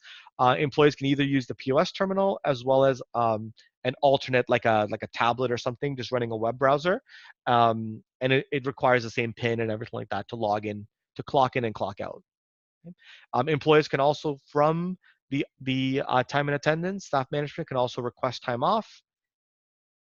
Okay, I'm actually logged in as admin, so I can't actually, and I'm a manager, so sorry, I'm logged in as admin, so I can't request time off. But essentially, when an employee logs into their portal, they click request time off. It'll show them, and they can essentially select the date range, the time. They can enter in a reason optionally, and when they hit submit, it will then actually email their manager. So it's actually all like virtual. It's all online. They don't have to fill out any paper form or anything like that. And when the manager receives the email, on that email itself is essentially an approval or denial. So the manager can very quickly approve or deny the request right from that email message. Right? And then a message is sent back to the employee, as well as the time off request is updated for the employee, so they get it in multitude of different ways. Okay. So this is kind of like the entire time and attendance and staff management. One very good question that comes up quite often is, do we provide payroll services and things like that? One very important thing to note is no, we do not. We provide a time and attendance, which is the clock in, clock out, as well as, sorry, I forgot to mention one thing as well, managing exceptions, like whether or not an employee, didn't punch in at all for a shift, whether they punched in too late, too early. So everything like that, including, the time for, statutory holidays and overtime, etc. So we do all of the calculations, but we don't actually process payroll. What most of our clients do is, they will print off the time cards and they will key that into their payroll system, or they pay their employees cash, or you can export this data as a comma separated, and you can import that into your payroll system as well. Okay, so there's a multitude of different options there. And okay, I think that was it for the POS terminal, the cloud, time and attendance at a very high level. Let me just show you what a quick service looks like, which is this bakery cafe, and I'll show you what a pizza item, a more complex item modifier screen looks like. That might be popular. Okay, so in this case, I'm running a bakery. When I select enter orders here, I would not be taken to the restaurant layout. I'm actually taken right to the order entry screen.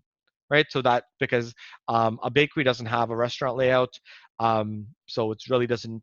Yeah, I'm trying to think. Yeah. So that wouldn't make sense for them to see a restaurant layout.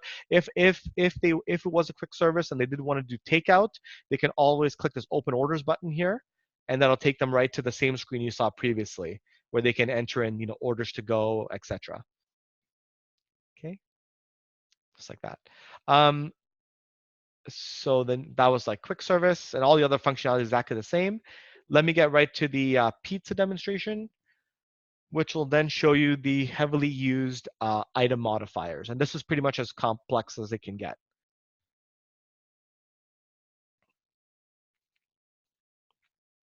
Okay, let me just go right to it. I'm not doing too much talking here, just gonna get right to it. Okay, so it looks like this. Okay, so you can see here, for example, I've got the whole pizza. Sorry, just looking at like the tabs at the top, I've got whole, left, and right. Within whole, I've got meats and veggies. I think somebody was doing some testing here. That's why this is showing as a duplicate. Wonder if that'll show for all. Yeah, so someone just testing it here. So for example, oh, actually, wait, that just duplicated there. Yeah, this might be a testing version, but essentially, under whole, I've got these toppings. Sorry, these not toppings. These, so toppings, I guess. Under left, I have these toppings, and under right, I have these toppings. So for example, I can toggle between any one of these to see the options here at the bottom, and then I can toggle between any one of these here at the bottom to toggle through and select. And all of these down here all follow the same logic. They can either have a price or not. They can be single or multiple, as well as they can have mins and maxes. So for this particular 12-inch deep dish, I might say, that they're allowed 2 meats and 1 veggie at no charge, and then every additional topping is going to be like $2.95 or something like that. So you can actually set up all of that logic right on the screen.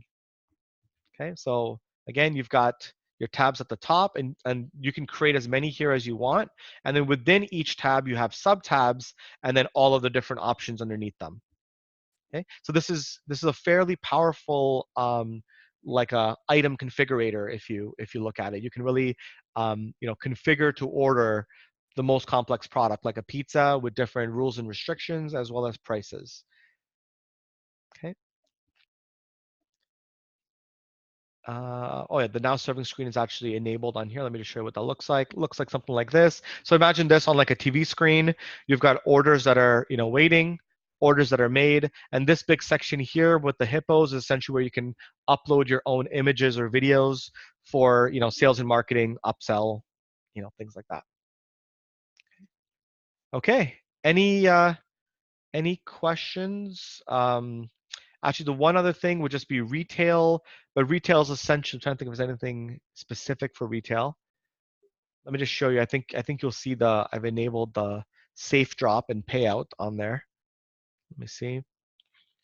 And I think the only one big thing on retail, because it's pretty much the same functionality, is that it's a predominantly barcode scanning. One sec. Actually, one sec before I go there. So you see, I've got my payout safe drop here. So I can, for example, say I want to do a safe drop. It'll give me a screen with all the denominations, and this is pretty much the value that I'm putting into my safe. Okay, pretty straightforward. And then on the order entry screen, I think the only thing that is unique here is, so it's heavy on barcode scanning on retail, but the other thing that's unique is being able to suspend an order. So you can actually enter an order, you can hit save. When you hit save, a receipt will print out with the order number in a barcode format. And then essentially, later on, you can hit load and load that order back in. So that's very popular, especially in the case where you're serving a patron, and then they decide that they want to do some more shopping, but they've already scanned, like 20, 30 items. You could actually just save the order, put the items aside with that bill, and then and then move on to the next customer, the next patron, until the first one returns. You load it back in, everything will appear as if it was already scanned. Okay, so that's kind of a one feature there. And then on the service side, the one big functionality is appointments. So this is what the appointment screen looks like. You can set up availability and reservations or appointments by employees. You see up here, it shows their calendar. By date, you can select existing members and all of this. So just pretty much one big, appointment scheduling. Um, HIPPO's online booking, which is another application another web-based application that's coming out at the end of October, will allow for uh, for clients to allow their patrons to create bookings online. So it's essentially the same functionality, um, but just online. So like a patron, a customer could go to the website. They could select that they want to book. They want a booking. It would give them a list of employees that are capable of fulfilling that booking, as well as the items or services. Right. So essentially, it's like a real time, based on their calendar and availability, appointment booking. Okay, so all of that is here. And again, there's lots of information here, but I'm just kind of glazing over it. We can definitely spend more time on it later on if needed. Okay. And I think that's it. I think that's it. Any questions? I know I was talking for like 2 hours straight. Hopefully everyone's still awake and everyone understood what I said. Chris, it was a very good presentation. Thank you. I think everyone's a little bit tired. Oh yeah, Looking at it. yeah. Chris, It's a lot does of info. anyone have any questions to Chris? No. No, you see, Chris, everything was. Chris, I guess the second question would be is how do we get a practice or a demo, something we can practice on and present to our potential customers going forward? Yeah, so that's no problem. We do have a demo site, so like a sandbox site. You can have a demo version of every of both products, the restaurant and retail, with both so like pretty much everything. So quick service, full service, everything. We can give you a demo product, as well as a demo cloud. Actually, what I'm using here is a demo cloud, right? So this isn't like connected to any clients. This is just all of my demo databases under this cloud. So we would set you up with the exact same setup. What we would need is just like a Windows PC. What I'm using here is a server that I log into, that pretty much everyone can log into. That would be ideal if you had a Windows server that we could install on. That way everyone could share it. At the same time, we're not opposed to installing it on individual people's computers, if that's something of interest to you as well. Um, as you can remember, can you maybe tell us a little bit more about these customer service tablets? Remember we touched base on that conversation 2 days ago about little devices which can be, they're going to be sitting on the tables. It's Yes. similar to all-you-can-eat sushi restaurants where people can scroll through and pre-order the order which is going to be sent directly into the kitchen. Yes. So that is called, there are two versions of that. One is called staff table-side ordering, and one is called patron table-side ordering. So the patron table-side ordering, that what you were just speaking of, is essentially like putting either a Windows tablet or an Android tablet on a table. And when your patron sits down, they can actually log into their table and have access to the menu and place their order right from the table, right into the POS system, right to the kitchen. So in no way, and I don't want to say this like the wrong way, but essentially, you would not require like a server or wait staff. It's essentially, or you can have one wait staff for multiple tables. It's almost like a self checkout. If you ever look at those, like when you go to like a retail store, for a customer to sort of add items and things like that independently. So that's the patron ordering. The staff ordering is essentially, you do have wait staff. Each of them are equipped with either a Windows tablet or an Android tablet, and they approach the table and they take the order right from the table, and they send it to the kitchen. They send it to the POS terminal, which sends it to the kitchen. So those options are available as well. I'm just trying to think if I missed anything else. So yeah, there's So yeah, okay, I think that's it. if you don't mind, on the service side, service menu, I know that we have several women on this conference. So I guess there's going to be a question: what about hair salons, nail salons, and all those places? Can you just give us a little bit, show us how would that work and what would they see? Yes, yes. Oh, I just don't know if I prepared a salon, but let me just take a look. Let me see if I can get a demo going. Um, oh, okay. Yeah, let me see. And you said the online ordering is coming up, right? So online booking, sorry. Yes, yes. At the end of October, it's actually already built. It's just in our quality assurance testing at the Perfect. moment. Yeah, yeah. Let me just check the salon. I'm not sure if this will work. I hope it will. I just didn't test it ahead of time. The one big thing with salons that's very popular. Oh, uh-oh. Hold on. Nope, I didn't have the connection set up. Let me try Salon 2. No, quit. Okay, just give me one sec here.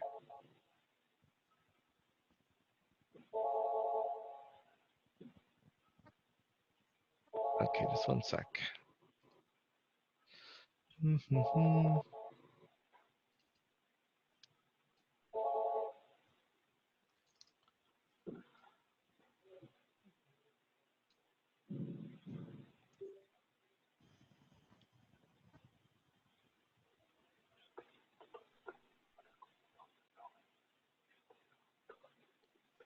Okay, I'm going to try to wing the salon one because I didn't actually prep for it. But one sec, I'm just going to share my screen here again. Okay.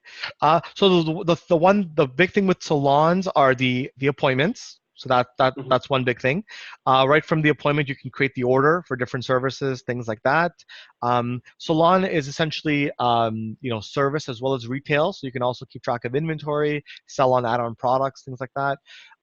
The one thing that's very popular with salons, as well as it could be with restaurants as well, is the sales commission. So for example, so this is like a salon. Let me see if I got. It's been a while since I've done this demo, but okay, let's see for example here, like nail enhancements. So you'll see, for example, if I select one of these items, this is popular with nail salons. I know that for sure.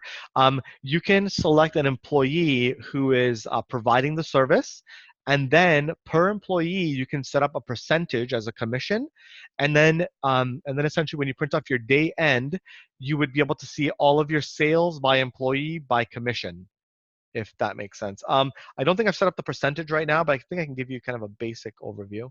So for example, here I selected, like longer nails, and I selected Amy was the employee. Let me do 3D nail art.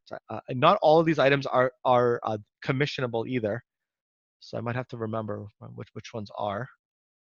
Okay, I don't. Yep, I don't think any of these. Okay. Possibly the products, if they upsell products from a salon, I guess that's where commission is going to be, right? Yes. Oh, actually, Sorry. yeah, actually, sorry. What I did here, the reason why it wasn't prompting me again, I completely blanked there. Essentially, I selected Amy for the first item. So for all of the items here, it is assigning Amy. You can either I can change the employee, which could be a house account, which means that there's no commission, or I could just select and say like no employee, select that. So like that, like in this case, the $15 would not be applicable to commission for Amy, or I could select the items change and give it to Kathy, just like that. So this would be, sort of where you could, and again, it's all configurable because every item might not be applicable for commissions.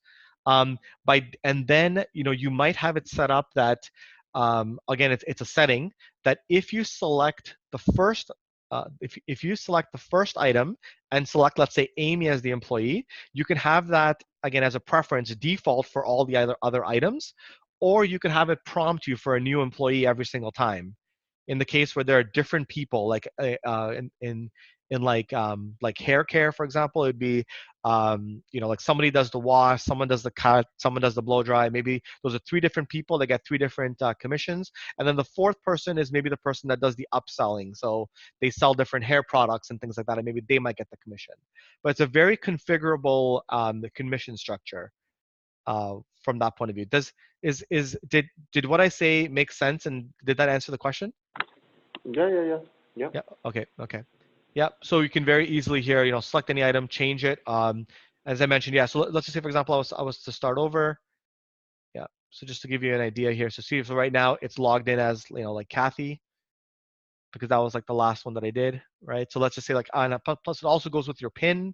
So there's a couple things I'm doing here kind of out of sequence, but just, this is kind of the idea. Let me just go back to like this here, right? So when you select an employee, it will essentially, based on your preference, stay kind of like logged in as that preference as well. Yeah. Does that make sense? What I did? At Can you do it again? Yeah. So like when I selected an item, it Yeah. prompted me for which employee it belongs to. So I went ahead and selected the employee. Let's just say I select one and I want to change it. Let's just say give that to Kathy. So now I have Amy and Kathy here. Let's do a Okay. cash out, and then I'll just kind of show you what that looks like on the day end report. Right now, it would just show me the totals, I believe, by employee.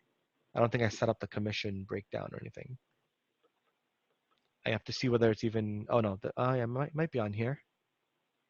Yeah, so the day end, so one on the day end, it'll show here, for example, like there's Kathy and Amy and their sales, as well as I could do commission report and just print it off this way, right? Amy and Kathy this way by order. Yep. And then what you can also do, actually, I'm just trying to remember whether it's on this version or it's coming out, because I've seen it. I just can't remember whether it's released or not.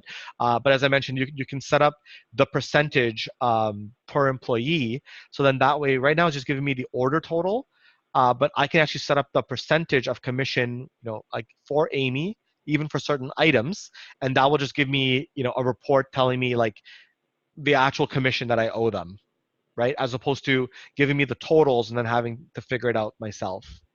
Yeah, that's coming out. If it's not already out, it'll be out by end of October for sure. A lot of releases are coming up by the end of the month. Yeah, well, so like we're constantly updating the software, right? So it just, and it mainly just comes from client feedback. So that one actually came from like one of our clients. They were saying like they've been a client, they've been using the system now for probably like 5 years as a salon with the same sort of functionality, and they've just been doing this manually the whole time. And their main concern actually, because I think we even talked about this like years ago, their main concern was, well, they didn't want to put the commissions into the system in case an employee saw this report or something, right? Like a security issue. And it's not the security in the system, because you can prevent it with, using pins. It was if somebody kind of left this paper lying around, and, people can figure it out, and maybe one person's getting more or less, and, that was sort of the main issue. But now they've come back and said, well, they've been doing it on paper now for so long, and they're saying, it's just taking way too long. So they just want, that feature. It's like, okay, well, that's a fairly straight, it's just data, right? It's a fairly straightforward thing to do.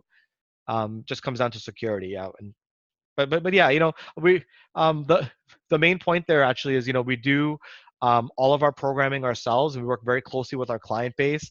So, whatever feedback we're getting, we're putting that into our pipeline and working on it, right? So, I mean, it doesn't get kind of, more close than that, right? To the environment. Yeah. Another question is just when you were showing the receipt on the restaurant, so can it be sorted by a person? So there was let's say, first of all, we had 4 people, or let's say 2 people. Can we break it down by 2 people? Or maybe we can sort it by the categories. So the beverages is going to be separate versus the foods. Oh, on the terminal itself? No, on the printout, when the receipt is being printed out. Oh, the end of day? Okay, one sec. No, receipt for per table. So when we're closing a table at the restaurant, Oh, okay, I so see. different representation of the receipt. It could be per customer sorted or sorted per category of the item, i.e. beverages separately, and then food. Oh, okay. Oh, wait, one sec. Let me just bring it up. Yeah. It'll just be easier just to see it. Okay, preview. Yeah. So like this is like the day end. So like this, the sales summary. No. Oh, that's okay. No, but I mean not the day end. Oh. Table. When the table is being closed, usually we have the receipt. Oh, so here. They had lunch. Okay, just one sec. Preview. So let me preview this one.